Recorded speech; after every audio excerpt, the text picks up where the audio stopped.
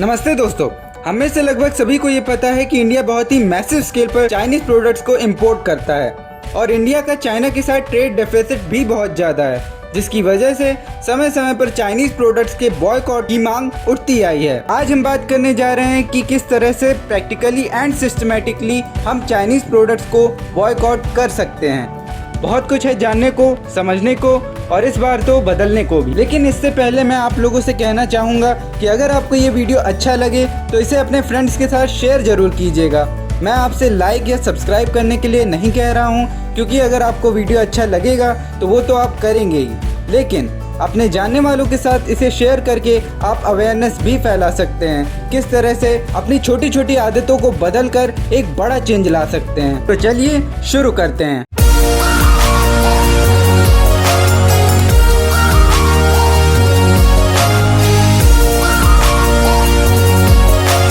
यहाँ पर जानने वाली बात यह है कि हमें सिर्फ चाइना के प्रोडक्ट को बॉयकॉट नहीं करना है, बल्कि बाकी की जो कंट्रीज़ हैं उनके प्रोडक्ट के यूज़ को भी कम करना है। अब यहाँ पर मैंने आप लोगों के लिए एक डायग्राम बनाया है जिससे आप समझ सके preference of using any products in India. सबसे पहले आपको जितना हो सके उतने इंडियन प्रोडक्ट्स को यूज़ करना है।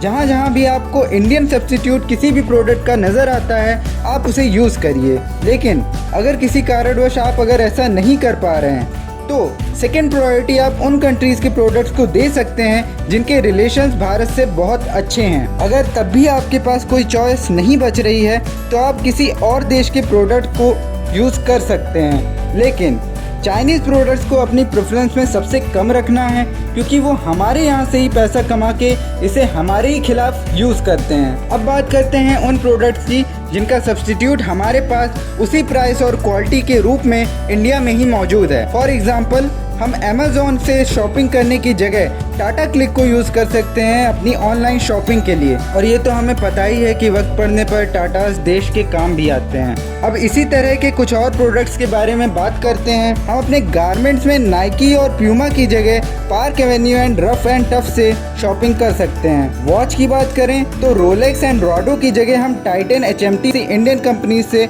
अपनी वॉचेस खरीद सकते हैं। इलेक्ट्रॉनिक्स की बात की जाए तो सैमसंग, LG और सोनी की जगह हम वोल्टास, वीडियोकॉन, सूर्या और गोदरेज जैसी इंडियन कंपनीज को प्रेफरेंस दे सकते हैं। अब आते हैं उन प्रोडक्ट्स पर जो कि इंडिया में मौजूद तो हैं, लेकिन जिनके प्राइस, क्वालिटी और फीचर्स बाहरी कंपनी से थोड़े कम हैं। यहाँ पर आपको ये सोचना होगा कि अगर आप थोड़े से एक्स्ट्रा पैसे देके इंडियन प्रोडक्ट्स को आज खरीदते हैं तो ये पैसे अल्टीमेटली उस कंपनी की रिसर्च एंड डेवलपमेंट में जाता है, जिससे कि आने वाले 3 या 5 या 10 सालों में वो कंपनी उसी जगह खड़ी हो जाएगी जहाँ पर इस वक्त फॉरेन की कंपनीज हैं।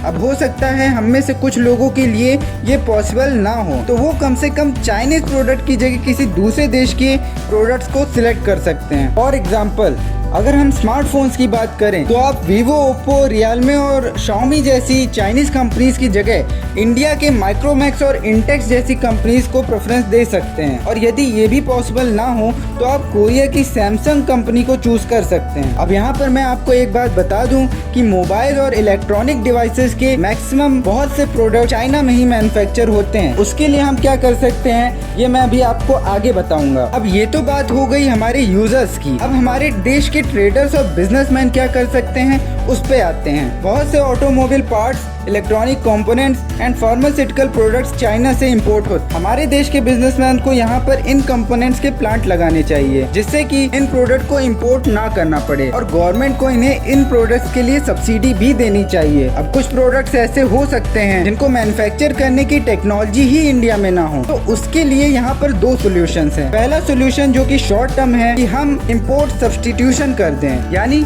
चाइना की जगह किसी दूसरे देश से इन प्रोडक्ट्स को इंपोर्ट किया जाए। और दूसरा सोल्यूशन जो कि लॉन्ग टर्म है, जॉइंट वेंचर का। हम अपनी इंडियन कंपनीज को फॉरेन कंपनीज के साथ कोलैबोरेशन में मैन्युफैक्चरिंग हमारे ही देश में करवा सकते हैं। इससे सामने वाली कंपनी को भी प्रॉफिट होगा और in the long run manufacturing technology भी इंडिया में आ जाएगी। इसका शाइनिंग एग्जाम्पल है इंडिया में ही मैन्युफैक्चर हुआ देश का सबसे पावरफुल लोकोमोटिव इंजन WAG-12। इसे बनाया है Madhepura electric locomotive privatised limited ने, जो कि कोलैबोरेशन में है फ्रेंच कंपनी एल्स्टॉम के साथ। अब बात करते हैं गवर्नमेंट की कि गवर्नमेंट क्या कर सकती है। अब हम में से बहुत लोगों का मानना होगा कि गवर्नमेंट को टैरिफ लगा देने चाहिए इनके सभी प्रोडक्ट्स पर, लेकिन ऐसा पॉसिबल नहीं है क्योंकि हमें एक्सपोर्ट भी तो करना होता है। लेकिन यहाँ पर गवर्नमेंट अपनी पॉलिसीज को इंडस्ट्री फ्रेंडली बना सकती है। अब यहाँ पर गवर्नमेंट लैंड और लेबर लॉ में थोड़ी रिलीफ दे सकती है, जिससे अल्टीमेटली इंडस्ट्रियलिस्ट यहाँ पर अट्रैक्ट हों प्लांट लगाने के लिए, और पेपर वर्क को भी कम करके इसमें सुधार किया जा सकता है। तो ये थे वो सारे पॉइंट जिन्हें इम्प्लीमेंट करके हम बिना किसी इंटरनेशनल बिजनेस लॉ को वायलेट किए लैंड बन सकते हैं और अल्टीमेटली चाइना को पीछे छोड़ सकते हैं। आई होप आपको वीडियो अच्छी लगी हो। This is me Adi signing of.